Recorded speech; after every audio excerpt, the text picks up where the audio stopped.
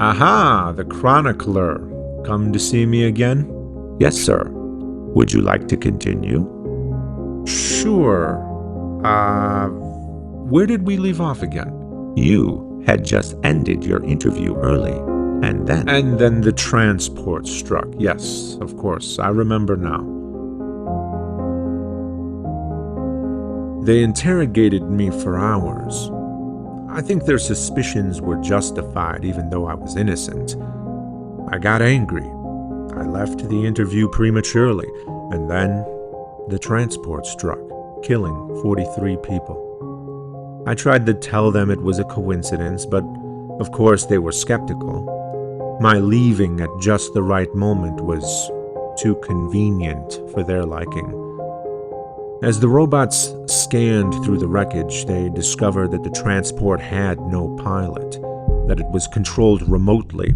I'm sure that further served to incriminate me at first, but one investigator noted that, according to the black box, the transport was guided toward a very specific signal, a signal emitted by my lapel microphone, the one I tossed onto the table just before I left. Such precise guidance is not required to steer a transport into a building. Such guidance is needed, however, to target a specific person. It was then clear that someone was trying to kill me.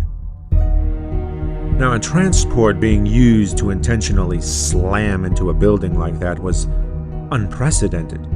People didn't know how to cope with such a disaster. So I let it be known that I had seen such a thing before. It was called 9/11, and it happened in Yahweh's simulation. That was when it clicked for me. What if Yahweh controlled the transport? He would have needed a connection to the outside world, but how? Lucifer. She had entered Yahweh's simulation to sabotage it, but Yahweh gained control over her because of my warning. And if he had control over her, then he might have discovered her connection to the real world. The solution seemed simple enough. End Yahweh's simulation, detain him, and put him on trial for mass murder. Yahweh anticipated that. The same robot Lucifer used to infiltrate Yahweh's simulation was the robot Yahweh used to escape it. Rather than shut down the simulation as commanded, the corrupted robot informed Yahweh of our intent, and then subsequently followed Yahweh's orders to upload Yahweh's mind to the web, and then terminate his body.